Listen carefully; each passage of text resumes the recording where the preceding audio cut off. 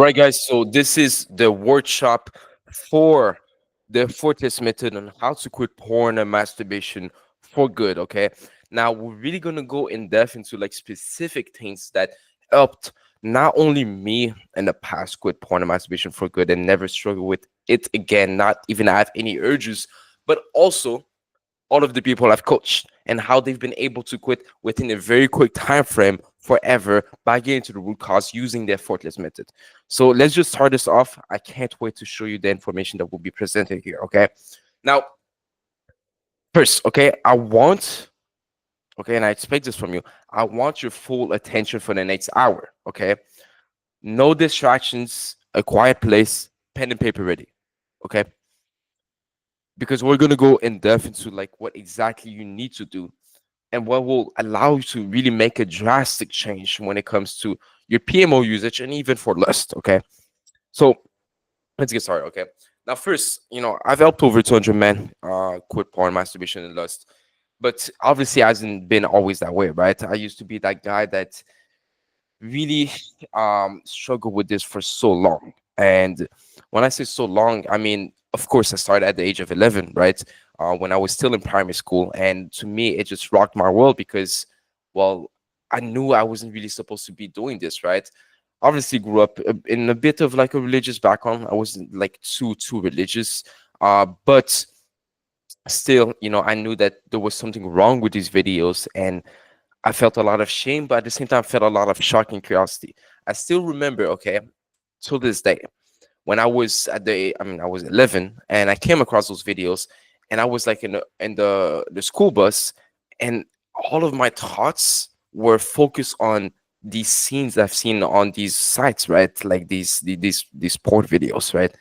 And it wasn't like I was fantasizing. It was just like I was shocked by what I seen. It was like a brand new world. I was like, man, I know I'm not supposed to be doing this. And even at the age of 11, I was like, man, I'm like around like a bunch of other people of my age, and they seem to be having fun whilst I'm just thinking about this.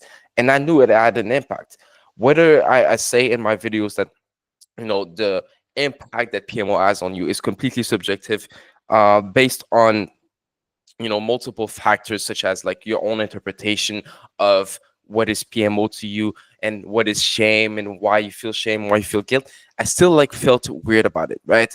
And so here's the thing. At 16, I found out about NoFap. And to me, it was like this thing that was like, well, oh, and just to give you a bit of a backstory, I used to be that guy that was bullied, insulted, laughed at, and everything, right? And so at 16, when I found out about NoFap, and I was told through these YouTube videos that, and funny enough, the reason why I found out about NoFap is that back then I was very shy. I had no confidence. I was like this nice guy that was being rejected by everyone. No girl would look at him, whatever. And that was when I was younger, obviously. But I basically searched up how to be attractive to women, and I came across NoFap by doing that. And so it was the pandemic at that time, right? And I found out about NoFap, and I just realized, well, if I quit porn and masturbation, because like that's what they told me, if I quit porn and masturbation, I'll be able to finally be able to be attractive to women, first of all, which was the most important thing to me at that time, and also be successful and kind of take revenge on the people that bullied me, that insulted me, and everything. That was my initial motivation at first, right? And so for over 2 years, I just went and did multiple streets of 90 days, 120 days. Obviously, at first, I couldn't even do 2 days without porn and masturbation. And I would relapse after 2 days. And then I got to 7 days. I felt better. And then, I would go 1 week without it, 2 weeks without it. And then eventually I'd go like 3 or 4 times where I managed to go like 90 to 120 days. And even at one time, I went 1 full year without porn and masturbation, but then relapse, right? Quote unquote relapse. And then went back to it and started binging again, right? And so I did research also for years and managed to not only be free from porn and masturbation, but coach many people, right? I've literally studied like at that time for years, every article, every video, every book, every study, every research, everything, so that I could really find and create what I call now the Fortis method. We have a book, we have a workbook, which is only for my students as of right now. And, you know, I basically found the root cause, and to this day, this is what allows our students to have like such a quick results, like in the sense of like being free from porn and masturbation, if being fully independent from, my help, even in the sense of they learn how to quit porn and masturbation for good. And some of the things which I taught them we're going to talk about today, right? But that's what allows them to quit within a very quick time frame, and really just see like how they can be free forever, right? So here's the coming down, right? A lot of people have these fears, and we're gonna tackle them. But we have come doubts which are very rational, right? For example, I can't quit in 14 to 20 days. Like what we call cold turkey is impossible.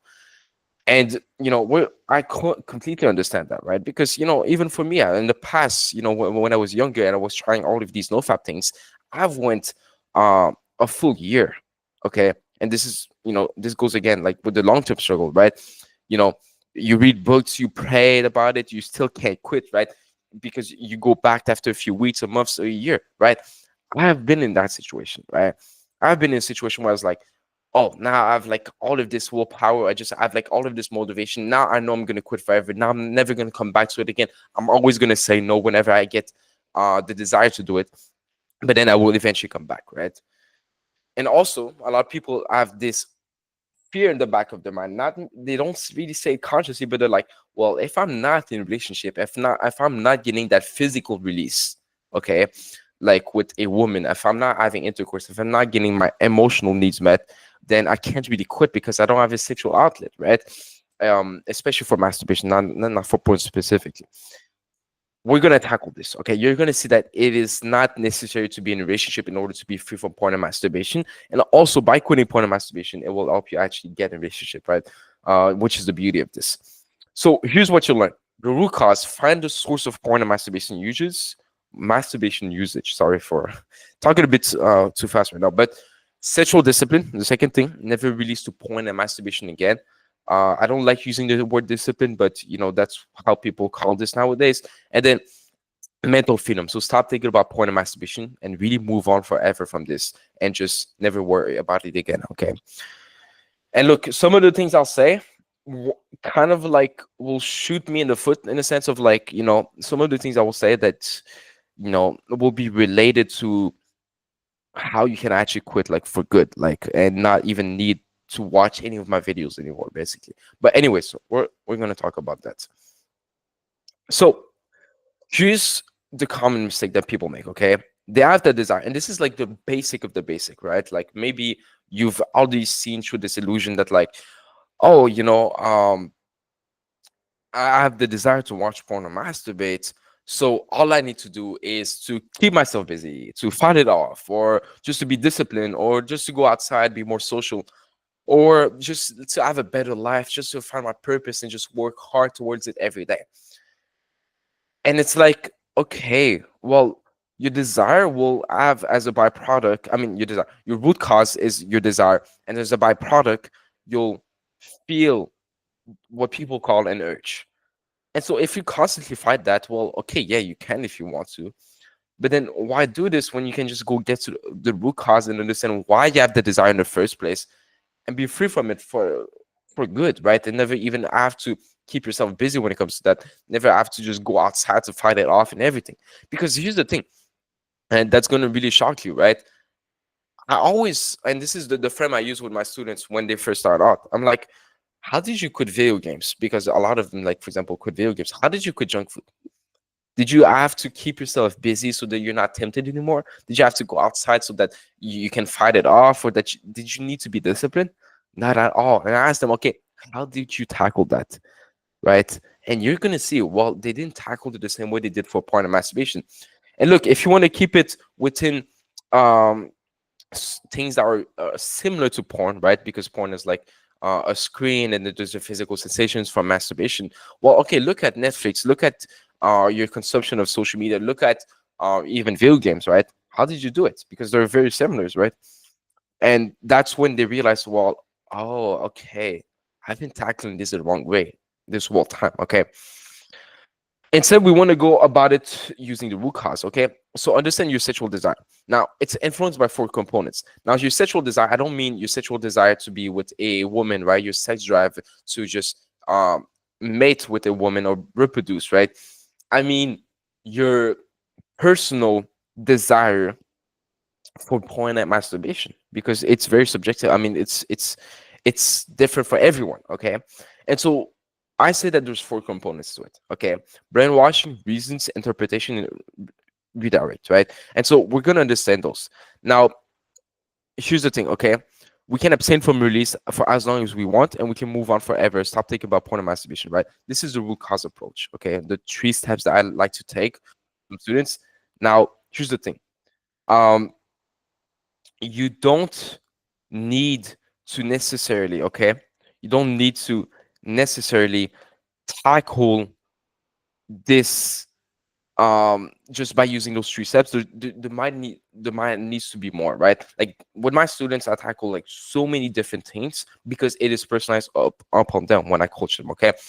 But we're gonna really like tackle the root cause here, okay? So here's the positive outcomes that came from this, right? And this is just a few, and I just want to show this to you because I want to show you like what is possible, because within the nofap space, within the porn recovery space, right, a lot of people believe that it's almost impossible to quit. A lot of people believe that they're cursed. A lot of people believe that, you know, some that basically like they had like some spiritual attacks from like demonic forces, and now they can't do anything about it. And what I say to people is like, look, it's not it's not like you can't quit because you're cursed. What is cursed about this is that you believe that you can't quit. That's what's cursed. Is you believe that you can't quit. We've been fed these lies from the porn recovery space that, you know, it's gonna take years, you're addicted, you're a dopamine junkie, it's gonna be impossible for you to quit, or at least it's gonna take a long time, and you know you're gonna have to fight it off, you're always gonna be tempted. And I'm like, okay, well, why isn't that the case with other behaviors that are similar to porn, right? Why is it, and you can even look at other things, right? Like for example, substances. Why is it that like the recovery rate for substances is extremely high? Extremely high. Why is it that the that for other behaviors you just leave them behind and you never come back to it again, right? And you see that we've been brainwashed by the recovery space, right? And look, do your own research. Don't just believe in blindly. Obviously, you know, I don't want you to just like say, oh yes, Samir is right because he helped other people and because he has a YouTube channel and he makes videos. No, like really reflect on that and do your own research.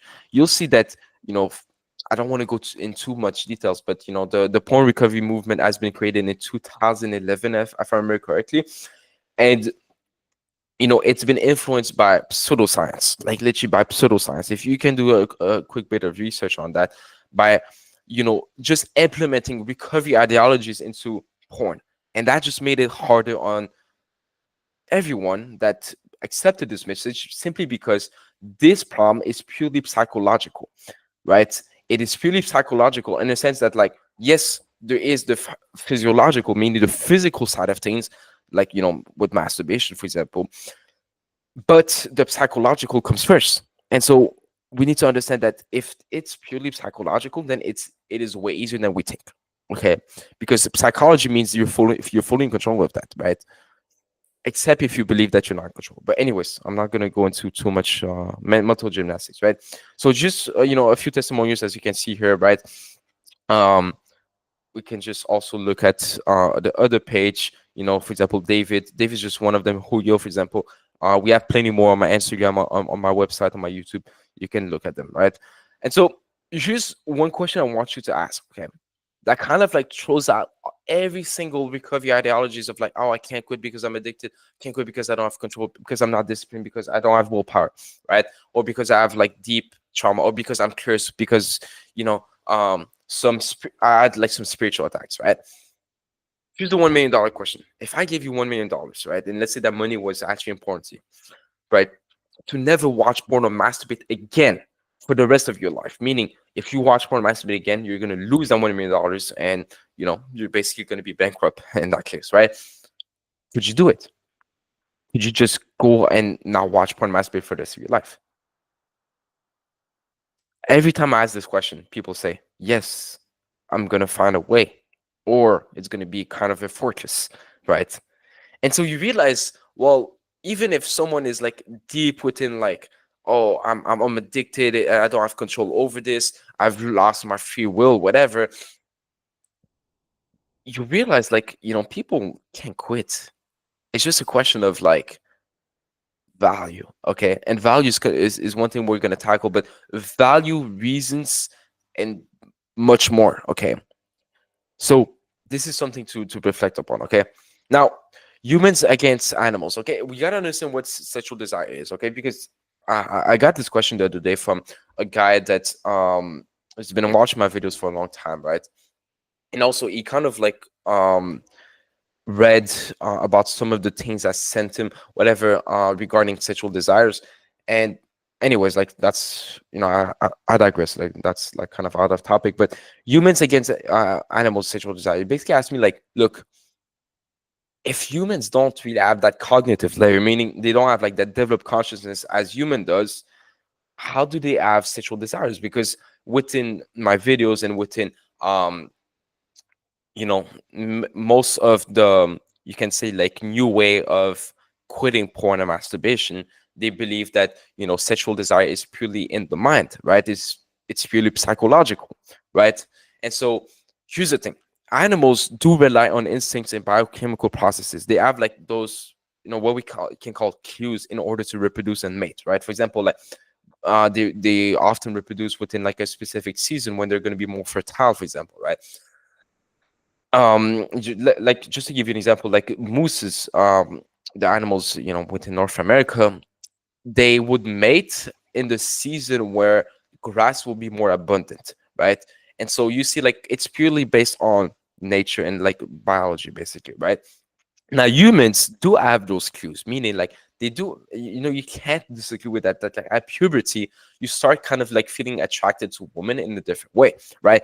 And so you have those cues within yourself, but you have a cognitive layer up on, on top, that allows you to decide or think about them differently. Okay, this is what's important. Okay, and the human cognitive control, right? We have the ability to literally suppress, ability to completely remove that cue, that desire, that biological desire, that innate desire to mate or be with women, right? We can redirect it, meaning we can choose to do anything about that clue. Like, for example, I can be like, well, I have that clue, so let me just work on myself so I can build success, right? And then attract women because of that, right? For example, we can interpret it differently. We can be like, oh, that sexual desire that I have, that I'm feeling, it is just a thought. It is just a normal desire. I shouldn't be worried about it. Or I can even look at it differently and be like, oh, that means I need to go and have sex right now. That means I need to go and masturbate right now. That means I need to go and watch porn. Meaning everyone can choose how they really interpret, redirect, or suppress that desire whenever, that innate desire, right? And that's the power that humans have that animals don't, right? That's why you see and you look at, for example, there's asexuals, there's religious, like monks, for example, that choose to completely abstain. And even some tribes have certain, like, not rituals but cultural practices where they abstain from sex, right? And so we need to understand that yes, we have the innate desire, but we also have full control over that innate desire, right? That's what we gotta understand first of all, right? We have not only free will, but it's like we can use it to our advantage. Technically, we can use that desire to our advantage. That's what I like to do personally, right? And what I tell some of my students to do. But then you then decide, right? You have to suppress, redirect, and interpret, as we basically thought. Now, here's the thing: you will decide to use those three components, right? Based on your paradigm. Paradigm meaning like your belief, your perception, right? For example, if you believe I can't live without sex because blah blah blah, insert whatever reason, well, you're gonna be motivated by that paradigm, right? You're gonna be acting based on that. Maybe also the value attached to the behavior, right? For example, oh, I believe it will give me an escape from life. I believe it will give me pleasure that I can't get from anywhere else. I believe that it will make me feel worthy for once if I have sex for the first time, right? The value attached. And then third, reasoning in that moment. For example, oh, right now it's rational for me to PMO because insert whatever reason, because I'm not gonna have sex within the next few months, because um I want stress relief, and I think this goes back to the value, but and I think that porn can give me stress relief, right? You have the ability to reason, and you can be like, oh yeah, I think porn can give me stress relief, but right now it's not rational for me to masturbate or watch porn because I am around other people, right? You have the ability to reason. You're not an animal that's just gonna have that's is just gonna PMO out of nowhere or have sex out of nowhere in front of everyone else, right? You can reason. Then you have fears. For example, if I don't have a release, this might happen. Usually, fears is a big component for why people watch porn and masturbate, and they often never look at it, right? They never become conscious of these unconscious fears, right? For example, if I don't have a release, maybe this will happen to my genitals. Maybe this will happen to my elf. Maybe this will happen, whatever, right? And for insert whatever reason. And the truth is, if you alternate those factors, okay, it can become a fortress for you, okay? And it's just that you've adopted those factors through media outlets, no-fap videos, consuming porn itself, because in watching those porn videos, there's like a ton of like advertisement marketing that, if you watch frequently, it's easy to adopt and believe whatever they say, right? And conditioning, right? Conditioning from society, from culture, whatever. And so we need to understand that we can change those things and they will make it effortless. That's what I do with my students. I change those four components and it just makes them think, well, it's way easier than I thought. Like, that's why, for example, if you see my IG story recently, like, I had one student that just said, well, I don't even want to lust anymore because I just don't see the point. I still have my sex drive, but I don't see the point. And so that's the thing. We change those things on the root cause level, like by changing those components. Okay. So then imagine this, okay? Just to give you an example, imagine you have two guys who are identical, and you can think about this, right? Let's say two guys grew up in the same town, or they have like the same cultural background, for example, right? And they have, or let's say you take two men that are just of the same age and look the same physically. They're both healthy. They both have testosterone, whatever. But let's say one is religious and one isn't. One that is religious and has been brought up in a religious background might believe, well, oh, I'm going to interpret my sexual desire as something that is maybe sinful, right? So I shouldn't act upon it. So I'm going to suppress it, right? That's going to be his action, right? Whilst the other guy is going to be like, well, um, my sexual desire means I need to go and just talk to every woman and be able to sleep with one of them because that's my biology. That's how I should act. So you see, just on one simple belief, they are literally going to take two different actions, right? Which shows that it's just based on how you think and what you believe, and those four components that we just talked about here, right? Because, for example, you can take those two same guys, and one might believe that, oh, if I don't watch porn and masturbate, I'm gonna get prostate cancer. While the other guy believe, well, if I watch porn and masturbate, I'm probably gonna lose my health, right? Like a lot of people believe this in no-fat space for some reason, where they think I'm gonna lose my airline, I'm gonna lose my testosterone, I'm gonna lose my nutrients, whatever, right? And so two different beliefs will allow you to take two different actions, right? Like if you see what I mean. So that's just what I want to talk about. Now, culture also has an influence on sexuality, a ton, right? Nowadays in society, we place a ton of value on sex, a ton of value, okay? For example, the ones that are able to sleep with multiple women are often seen as successful, confident, worthy, attractive, and insert whatever, right? And look, I'm not saying that sex is not valuable, that sex is not important, right? I personally, right, and I respect every belief that someone might have. Personally, I'm the type of guy that want to wait until marriage, right? And so I understand where the belief that if you're able to sleep with women, that means that you're basically better, right? You're basically more confident. You basically have more value within society because, yeah, I mean, you can use the logic of if I mean if you're able to sleep with women, then that means that you're able to, confront your fears. You're able to talk to women. Able to have social skills, charisma, whatever, right? Okay, yeah, that makes sense, right? But then, and we're going to talk about this. But the ones that abstain from sexual behaviors, even religious people, are seen as weirdos and invaluable outcasts, weak and emasculated. Now, I don't want you to just be like, oh, yeah, it sucks that society is like this, whatever. No, play that, use that to your advantage. You can literally use that to your advantage, right? If you want to abstain from sexual behaviors. Now, we're not even talking about porn and masturbation here. We're just talking about sexual behaviors, meaning, like, for example, casual sex and overall intercourse, right? And, that's the thing, we got to be aware that, like, those that are like virgins, for example, those that abstain from sexual behaviors, think that they're kind of like less worthy. And what happens is they just like isolate themselves because they think they're not confident because they haven't had sex with multiple women, right?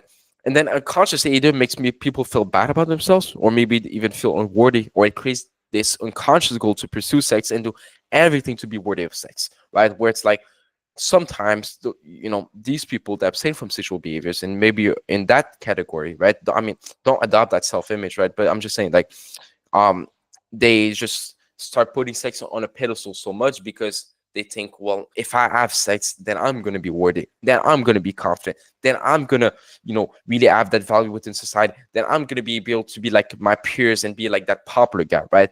We believe that unconsciously because that's the society we've been brought up. Maybe 100 years ago it would have been the complete opposite, but it doesn't matter. Okay, we're going to change that today. So here's the thing. Okay, the golden question, and look, this is what allows my students to literally move on from this. Okay, and you're lucky that I'm showing this today. Okay, and please reflect on that and take this seriously. What can you place your personal worth and your worth in relation to what society values outside of sex, outside of sexual behaviors? Meaning, instead of thinking in order to be worthy, in order to be confident, in order to really be that guy that other people will accept, or be that popular guy, or be that leader, for example, what can I actually place my worth on? For example, for me, what made me kind of have that aha moment, that realization, was I saw religious athletes, for example, right? You can think of a few of them right now, right? Who were masculine, successful, role models. Everyone looked up to them. They were getting like everything I was looking for. I was looking up to them myself, right? And yet they were waiting until marriage, right? For example, and yet they didn't put that much importance. I mean, they never really even talked about sexual behaviors. They never even joked about. They You could tell that it wasn't like something that they would place their worth on, right? I was like, wait, so what can I put my worth on? Now, if you're religious, that's where you start becoming more convinced in your faith. That's where you start being more aligned with God, right? Because I still talk with religious people, and they're like, they and this is the sad reality, but they're like, well, and obviously don't tell me that, like, word for word, but I can tell based on talking to them. They're like, well, yeah, I believe in God and makes me feel worthy. I place my worth onto God, but at the same time, in of the back of their mind, they would rather be in a relationship with women to have sex and to kind of look like that guy in society that is confident, that is popular because he's able to sleep with women, or even just be in a relationship with a woman. They rather have that relationship with women than that relationship with God. Let's be honest. I'm not, I'm not trying to like trigger anyone, but let's be honest. And there's nothing. I mean, obviously, there's something wrong with that if you're religious, but like, you got to be able to look at it, right? You got to be able to reflect on it, right? And so, look, I've seen, people that never engage in sexual behaviors outside of marriage and refrain from even looking at women, right? Obviously, that doesn't mean that should be the case for you, but I realized that maybe society really thinks that sex is the most important thing on earth. But I don't have to believe that. I can choose what is the most important thing to me. I want you to reflect on that right now. You might think this is such a shallow question, but this is such a valuable question. I realized myself, look, yeah, okay. Because back then, right, obviously I was that shy kid that really wanted to be with women. And to be honest, I really wanted to have casual sex back then, but I couldn't because I was not confident. Couldn't even talk to women, whatever, right? And once I started like being more valuable based on society standards, and once I started working on myself, and once I started like really you know, putting my worth onto other things such as like my faith, right, my relationship with God, such as uh the things that I'm doing, right, in terms of like when I was building projects, when I was like doing different things in regards to business, for example, in regards to helping other people, being a leader, whatever, right. I was like a self-improvement coach. I realized like, why should I do like the rest of society and just put all of my worth on the fact that, or put all of the my self-confidence on the fact that if I have sex or not, right? Like if I engage in sexual behaviors or not, if I'm attractive to women or not. I realize even as a byproduct, if I work on myself, and I know it sounds very cliche, if I just work on myself, but if I put my worth onto like the projects that I'm doing, right, and to the impact I can have on people's life, and to my relationship with God, and to my physique, for example, right, like going to the gym, and to the things that I'm passionate about, and just like build different things, right, and do all of these amazing things. Realize that's way better and that's way more valuable than just constantly chasing sex and acting as if it was the most important thing on earth. And that's when I realized, like, look, I still have a sex drive, I still have testosterone, I still have libido, but it's not really important to me to lust. Like, it's not important anymore. And that's when like you can make a drastic change. So please reflect on that question. Pause this video right now and reflect on that. Okay. You can choose what is important to you. You don't have to believe in that message, because look, I was watching the Fight Club, I think a year ago, and I still remember there was like this lady in the Fight Club that said, I'm gonna die because of cancer. I'm looking to have sex before I can die because I'm gonna die and that's my last wish. I realized, well, that means, the media and like overall society and culture puts a lot of importance on sex. Who on earth puts their last wish as sex? Not like, oh, I'm gonna spend time with God, I'm gonna spend time with my family, I'm gonna do something meaningful. No, I want to have sexual intercourse, right? And if you look at different medias, you'll realize like sex is like portrayed as this most important thing on earth. You look at these rappers and they constantly, obviously money, sex, and fame is like the three things which they put their worth on. If you remove that from them, they'll feel completely worthless, right? I realized, look, we've been brainwashed. We've been brainwashed to believe that lust and sexual behaviors is the most important thing on earth, right? You look at your favorite influencers because, if you're in your 20s, for example, you've probably grown up watching YouTube videos, right? And they put a lot of importance on sex. They put, you watch these streamers, you watch these YouTubers, and they constantly talk about it in a way that's like it's so special, and it's like only valuable men can have it, only people that are worthy can have it. And even in the self-improvement space, it's the same thing. Now, I'm not saying like, being that social outcast, being that guy that just stays in his house all day long is cool, and you should be doing that. No, obviously, build that charisma, build those social skills, right? But you don't have to put that much importance into sex. You don't have to put that much importance into sexual behaviors, into, oh, if that woman wants to sleep with me or not, that's what I'm gonna base my worth on. You don't have to. Okay, you can choose what you're gonna put your worth on. I mean, your self-worth on. Okay, reflect on this, please. So, sexual motivation. Okay, besides our cues, we also have like our sexual arousal, which is basically like purely based on psychological factors, right? Purely based on us, basically, right? Our cognitive. Our sexual arousal on a cognitive level is like an hardware for a computer, right? And look, we need our mind to kind of like be sexually aroused, right? Except if it's like the morning wood in the morning where it's like, it just happens automatically. Or if you get like, for example, if your genitals start like, I'm not going to go into too much details, but you know what I mean? Like if you wear tight clothes, for example, yeah, you might have sexual arousal, but I'm talking about like sexual arousal most of the time is just like based on you thinking about sex or seeing. I mean, if you're having intercourse, it's a whole other ballgame, but it's just based on you thinking about something or seeing something which you deem as attractive. Okay, it doesn't get randomly activated where it's like you just start fantasizing, your genital starts being aroused. No, We choose to turn it on or off. Okay, meaning you have the ability to activate your arousal whenever you want by either thinking or seeing something you find sexually attractive. You have full control over that. A lot of people think, oh, I have urges and they're just attacking me. Well, no, you're the one creating that. You're the one fantasizing and just thinking about different sexual scenarios. You're not being attacked by anything. It's not even your biology here. It's you. It's you putting a lot of worth onto sex. It's you putting a lot of worth onto sexual behaviors. And so you start thinking about it. And in order to feel better about yourself, it's like you visualize what you want in order to feel better in that moment. For example, if I, and I always give this example to my students, if I really want a Lamborghini, and for me to have a Lamborghini would mean that, oh, finally be that guy that is confident, that is popular, that has this fame, uh, that is like this masculine guy, and I would love to work to ride a Lamborghini because it would mean that, I will have like a ton of pleasure, whatever.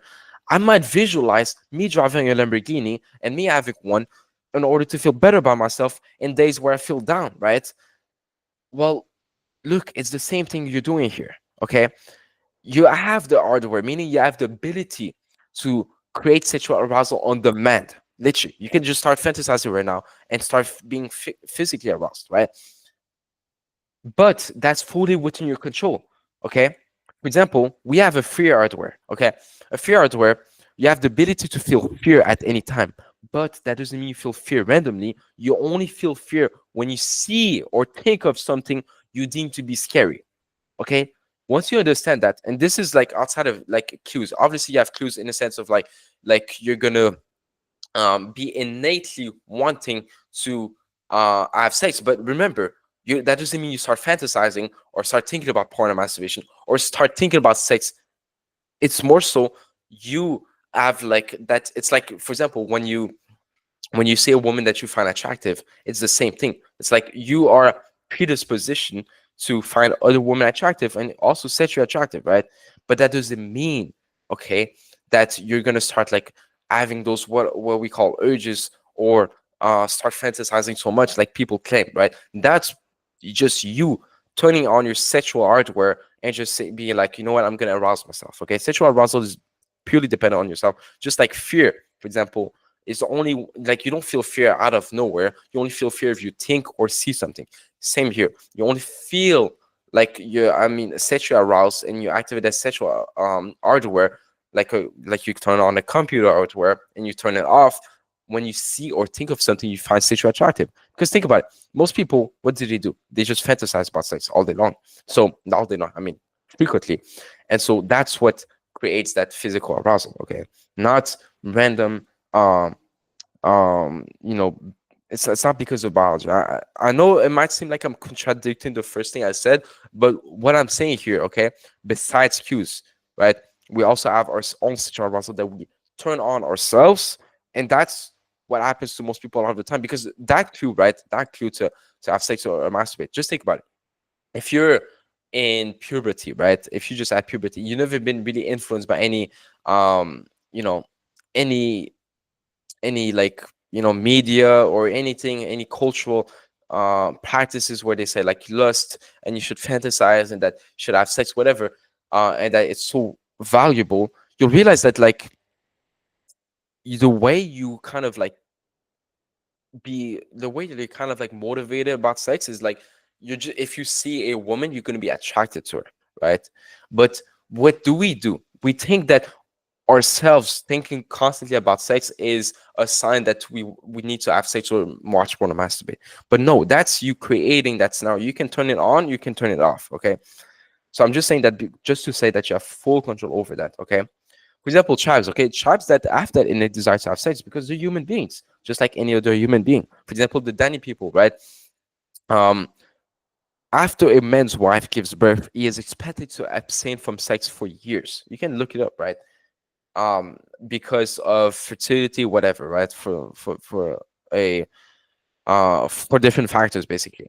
Many tribes and cultures, and they are part of it. The Dani people, um, show no signs of sexual arousal and sexual interest in public because in their culture they think that's not supposed to happen. Even some of them they're against like flirting, for example, right, in public. But when you have intercourse, obviously, they can activate that sexual arousal. So I'm just saying this to say, like, you can choose whatever, however you want to use your sexual arousal, your sexual interest, your whatever, right?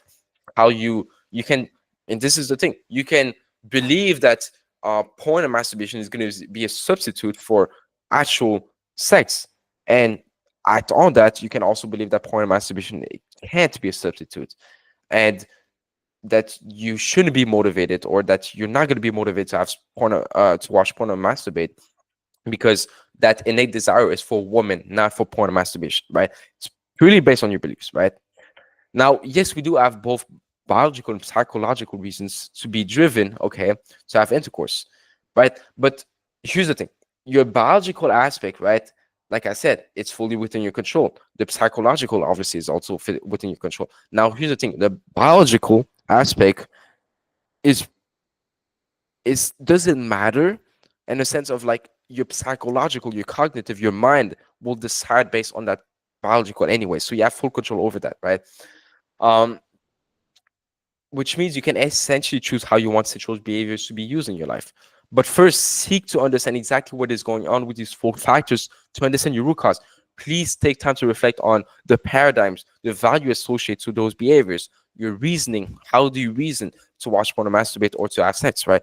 And your fears, okay? Really reflect on that for a moment. Now, I just want to make this clear because this is something a lot of people struggle with unconsciously, not consciously. They know porn and masturbation is not the same as a woman, but they still believe that porn and masturbation can give them that. Okay.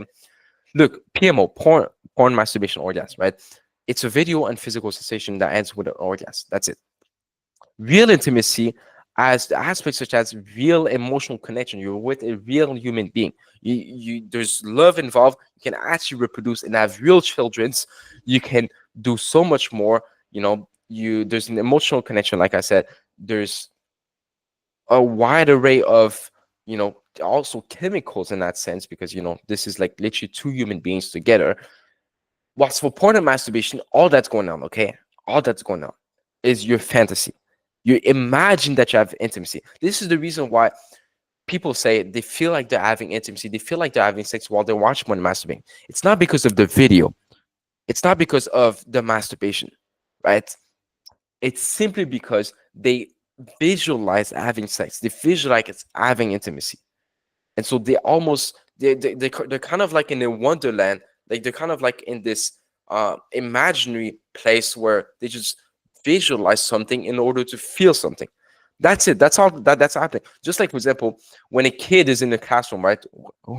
When I was in high school, right, and the class was boring, I would daydream, I would visualize about me being in the summer, just having fun with other people, and I would feel happy about it, because it's almost as if like I'm just in another world, right? I'm just thinking about something. That's exactly the same thing you're doing here. You're just fantasizing about something.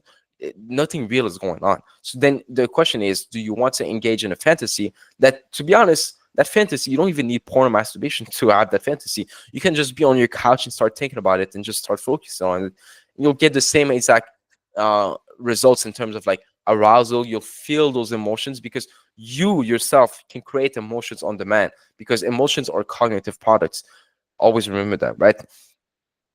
And so, look, why you feel relief. Okay, now, and this is a small mistake here, but like for the word relief, but the reason why people feel, they say, physically relief after having an orgasm, after having ejaculated, is not because they've literally satisfied that need to be with women, or to have intimacy and everything, because they watch porn or they masturbated. No, it's not because they relieve even sexual tension. What happened exactly is, first, you thought that you were going to get real intimacy, okay, and this is how we fool ourselves because of the porn industry, which gives us this empty promise that, like, oh, when you're going to watch porn, you see those ads on these porn sites, they're like, oh, you're lonely, well, you can masturbate with that person that is near you, you can masturbate with that person on a live stream, you can masturbate by watching those videos. They kind of like portray that message that, like, oh, you're going to be able to have a real like human connection in that sense, and you're going to be able to relieve that need for intimacy, right, that you can't get at the moment, right. And so they kind of like give you that promise, but then you watch more masturbate and you realize, oh, it didn't give me that. And so you feel kind of like bad about it, and because of that, you should just think about it.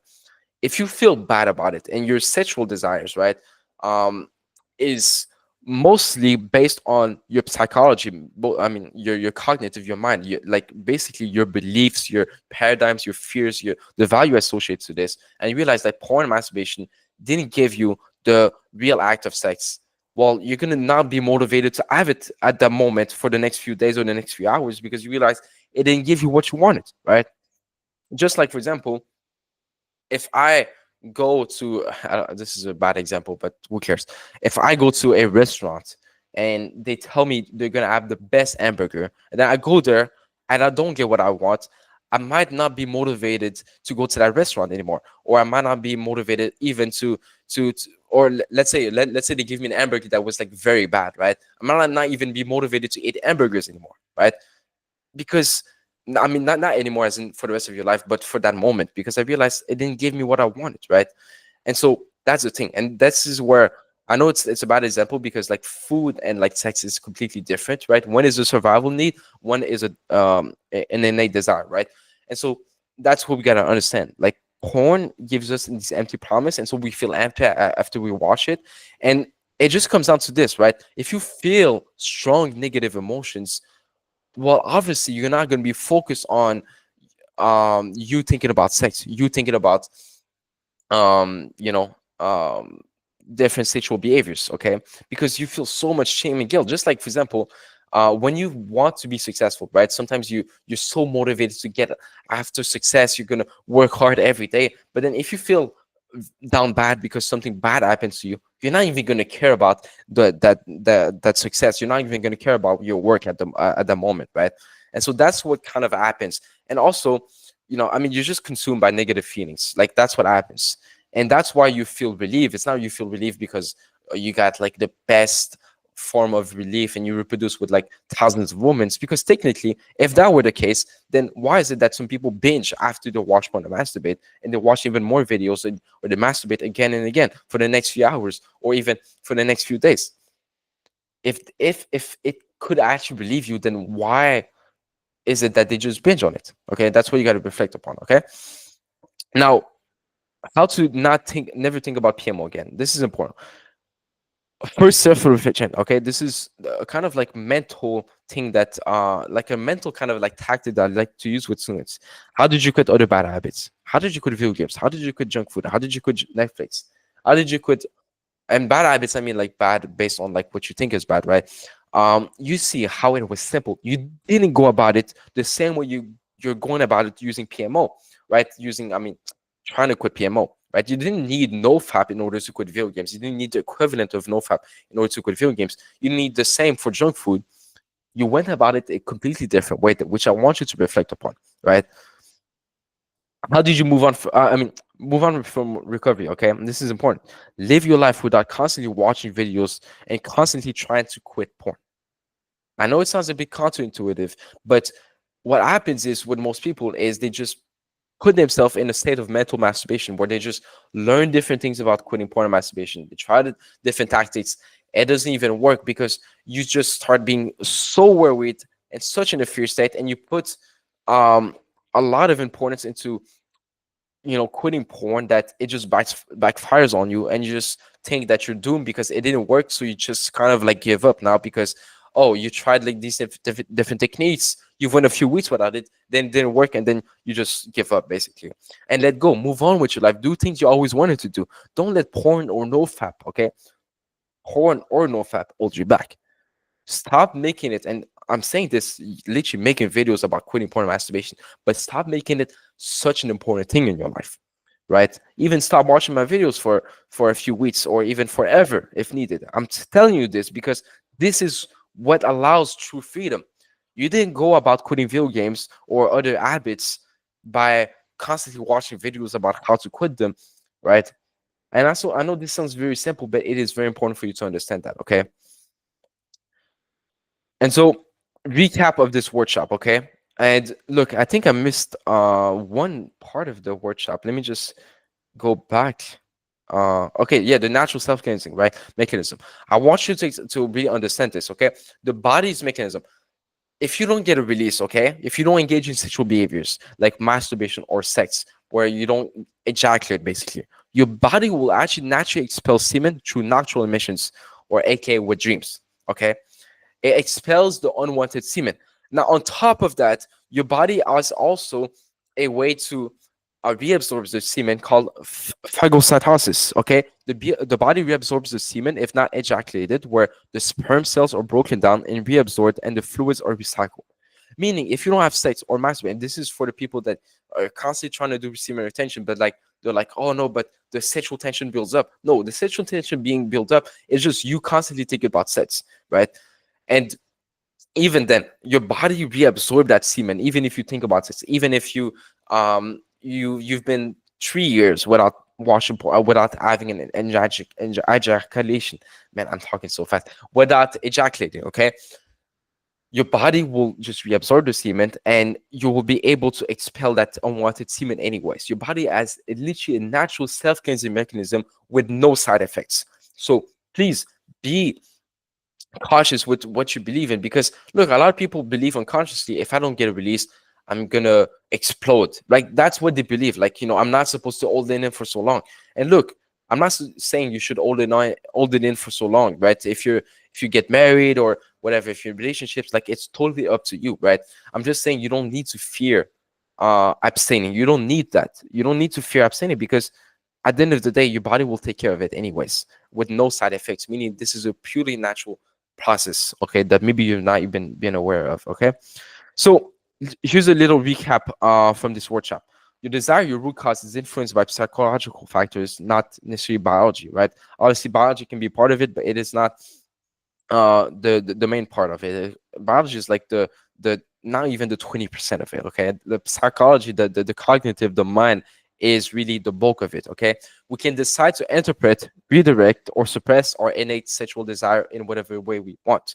We can we can go and reflect on these four main components, which is, reasons, brainwashing, interpretation, redirect, and also the other components which I told you about, which is value and the reasons, and kind of forget about them. But you remember, like those questions which I decided, not those questions, but the things that I told you to reflect upon, right? And you don't feel sexual relief, you simply focus on something else after you PMO. I want you to reflect on that, because porn and masturbation can't sexually relieve you. What I say to most people, and what happens to most people, to be honest, is they're just frustrated that they haven't had sexual intercourse, and they're frustrated that they're not in a relationship and they're not going to be in a relationship anytime soon. So they try to distract themselves by doing that through watching porn and masturbating. And what happens is they just distract themselves, and then they feel bad, and then they don't think about porn and masturbation or even sex for the next few days. That's all that's happening. Okay, you can choose to place your self-worth on something else besides sex and choose what is important to you. This is very like this is very important for you to reflect upon. Now you have a natural self-cleansing mechanism. Your body will naturally take care of itself when you don't engage in sexual activities. So you don't need to fear, oh, if I don't get released, would I get prostate cancer? Would I have this? Anyways, even for the question of prostate cancer, there's been a 2016 study done where they saw that prostate cancer and masturbation had no correlation, and that in order to really prevent prostate cancer, you needed to just overall have a healthy lifestyle, right? Exercising, eating healthy, and things of that nature. And then move on from PMO forever. Stop watching videos about this topic and move on with your life. I'm shooting myself in the foot by saying this because I want you to watch my videos, right? This is how I live, right? This is what I do for a living. This is how I'm able to impact people. But in order for the real impact to occur, then I need you to, at one point, to just really move on with your life, and you just live your life and not constantly think about, oh, I've not watched porn, I've had watched porn, what kind of, how many days am I on when it comes to nofap? No, don't reflect on that. You don't even need to reflect on constantly trying to debunk or constantly try to like quit porn. You don't need to do that for the rest of your life. Okay, so look, if you need more help, okay, you can apply to a one-on-one mentorship with the link here. Okay, the link will be dropped now in the description of this video. The outcome, okay, is to quit porn and masturbation forever within the next 14 to 28 days, and then really leave lust. And also, I like to tackle other important aspects of your life that will allow you to really transform your life once and for all. Okay, this is basically the coaching process here. You have full access to me 24/7 for support and guidance. Now, this is the one-on-one mentorship at the moment. Obviously, I'm getting more and more people. So at one point, I will have to do more so like a group coaching kind of stuff, right? Where it's like I'm coaching people one to many rather than just one-on-one, because my time will be more and more limited, right? Or I would hire someone, one of my students, to be a coach for you guys, right? But at the moment, I'm still doing one-on-one mentorship, one-on-one coaching. You also have the Fortis Method book, which is the pre-public launch. Sadly, I'm not going to be launching this book anytime soon. It's going to take at least a few months because I'm constantly working on it, and I'm constantly trying to tweak it so it can be the best it can be. You get 5 personalized Effortless videos. So what does that mean is, for example, you have a question about how do I tackle stress relief? How do I tackle my desire? How do I tackle the specific situation? I'll make a personalized video for you, and which is like 10 to 20 minutes. And with a document I send within the next 24 hours, when if you're one of my students, right? You get unlimited one-on-one calls until you quit. Now, the reason why it's unlimited is because, anyways, my students don't take that much time in order to quit and really move on forever with their lives. You get the for this roadmap. So this is a step-by-step roadmap designed to guide you. So everything is given to you in the sense of like, okay, we do a meeting. I'll tell you exactly what you need to do next. You have a roadmap, you have a blueprint to follow, and everything is done for you. You don't have to really think about it too much. And also, we have a physical workbook that is also sent to your door to follow the entire process and take notes. Now, there's like specific questions to reflect upon in that workbook, and you also have the digital version. Now, if you want to know more, book a call with me down below. Obviously, I can't accept everyone, so we can talk. At the moment, I still have for the month of February, right? I still have a few spots left open, and if you have any questions, please reach out to me on Instagram.